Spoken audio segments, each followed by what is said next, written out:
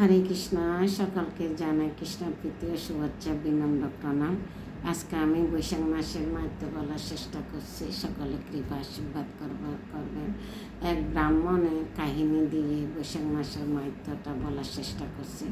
এই ব্রাহ্মণ কীভাবে 12 বছর পরে সন্তান লাভ করছে এই বৈশাখ মাস পালন করে। তো আমরা নতুন পুরানো বছরকে দুঃখ দুর্দশা ক্লেশ গ্লানি অনেক দুঃখ যন্ত্রণা ভোগ করে বিদায় দিয়ে দুঃখ যন্ত্রণাকে আমরা নতুন বছরকে সুস্বাগতম জানাই। তো আজকে হচ্ছে বৈশাখ মাসের মাহাত্ম্য। এক ব্রাহ্মণের গল্প দিয়ে শুরু করছি। ব্রাহ্মণ আর ব্রাহ্মণী তাদের দীর্ঘ 12 বছর যাবৎ কোনো সন্তান হচ্ছে না। একদিন ব্রাহ্মণীকে বলল, সবাই আমাকে নিন্দা করে, আমি বনে চলে যাব। ওখানে বশিষ্ঠ মুনির আশ্রম আছে, আশ্রমে আমি গিয়ে তপস্যা করব। ব্রাহ্মণী বলল, আজকে যাবে না, 2 দিন পরে যাও। ব্রাহ্মণ খুশি হলো, ব্রাহ্মণী যাওয়ার জন্য রাজিত হয়েছে। দুজনে গুরুদেবের আশ্রমে আসলো, বশিষ্ঠ মুনির আশ্রমে আসলো। গুরুদেবকে প্রণাম করল। গুরুদেব বলল, তথাস্তু, সৌভাগ্যবতী ভব। তারপর ব্রাহ্মণী বলল, আমার কোনো সন্তান হচ্ছে না, তাই আপনাকে। তারপর ব্রাহ্মণী বলল, আমার কোনো সন্তান হচ্ছে না, তাই ব্রাহ্মণ আমাকে ছেড়ে বনে চলে যেতে চেয়েছে তপস্যা করার জন্য। তখন বশিষ্ঠ মুনি বলল, কীরকম সন্তান চাও? 5 রকমের সন্তান আছে।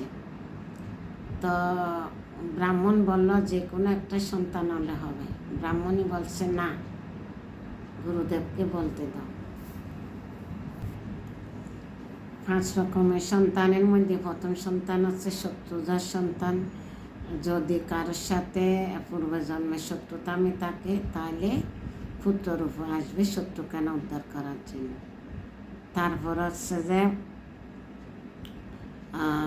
দুষ্কর্মজাত সন্তান, কারো কাছ থেকে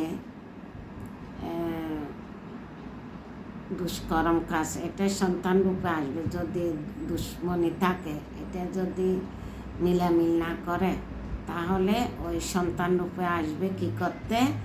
শত্রুতা দুশ্মনী করার জন্য। 3 হচ্ছে যে ঋণজাত সন্তান, যদি কারো থেকে ঋণ নিয়েছে, এই অবস্থায় মৃত্যু হয়ে যায়, তাহলে পুত্ররূপে আসবে ঋণ শোধ করার জন্য। 4 হচ্ছে যে সুসন্তান। সুসন্তান বলতে ব্রাহ্মণ লাফিয়ে উঠছে, আমি ওই সন্তান চাই। ব্রাহ্মণী বলছে, বস, গুরুদেব কি বলে দেখো। বাবা মা তো এই সুসন্তান হচ্ছে বাবা মাকে দেখাশোনা করবে, সমাজে একজন আদর্শ সন্তান হবে। তো ব্রাহ্মণী বলছে, গুরুদেব আরেক রকম সন্তান, ওইটা বলেন। তখন বলছে, 5 রকম সন্তান হচ্ছে উদাসীন সন্তান, বাবা মার পারমাত্মিক সেবা করবে, সাধু হবে, ভগবানের একজন পরম সেবক হবে। ব্রাহ্মণী জিজ্ঞাসা করল, আমি কি পুণ্যের ফলে ব্রাহ্মণ ঘরে জন্ম নিয়েছি? তখন বশিষ্ঠ মুনি ধ্যানস্থ হয়ে বললেন, তুমি সাধু সেবা করেছ। বৈশাখ মাসে শেষ হতে আর 7 দিন বাকি ছিল। সে সময় ঘুরতে ঘুরতে 2জন সাধু এসেছিল তোমার ঘরে।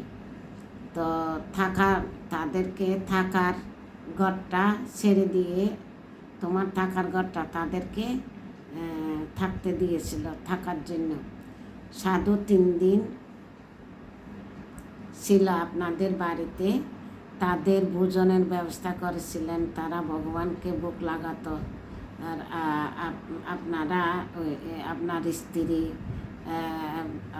মানে 2জনে মিলে প্রসাদ পেতেন, তাদের মুখে ভাগবত কথা শ্রবণ করতেন, তাদের কথা মতো আপনারা 2জন ভগবানের হরিনাম করতেন, তুলসী সেবা করতেন, পরিক্রমা করতেন। সাধুরা যখন চলে যাচ্ছে, তখন আপনারা 2জন সাধুদের প্রণাম করে প্রণামী দিলেন। এই কৃপার ফলে আপনারা ব্রাহ্মণ কুলে জন্ম নিয়েছেন, পতিব্রতা রমণী পেয়েছেন। আগের জন্মে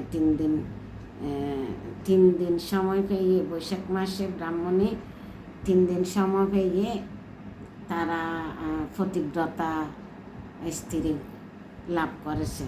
আর এই ব্রাহ্মণ জিজ্ঞাসা করলো সন্তান পাওয়ার উপায় কি? বলছে বৈশাখ মাস শেষ হতে আর 7 দিন বাকি আছে। বলছে যে এখন বৈশাখ মাস শেষ হতে আর 7 দিন বাকি আছে।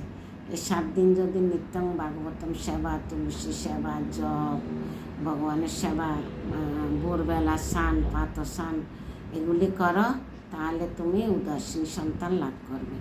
তো হরে কৃষ্ণ। তো ব্রাহ্মণী তারা কঠোর ব্রত বৈশাখ মাস পালন করে তারা উদাসীন সন্তান লাভ করছে। তো এখানে মানে আমাদের সন্তানও লয় না, 5 রকমের সন্তান, উদাসীন সন্তান আর সুসন্তান কমে আসে, ভক্তির কারণে আসে।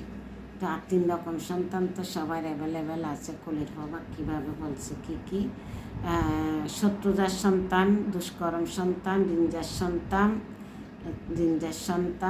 সুসন্তান, উদাসীন সন্তান, এই 5 রকম সন্তান মধ্যে যদি আমরা বৈশাখ মাসে ব্রত পালন করি তাহলে সুসন্তান আর উদাসীন সন্তান আসবে।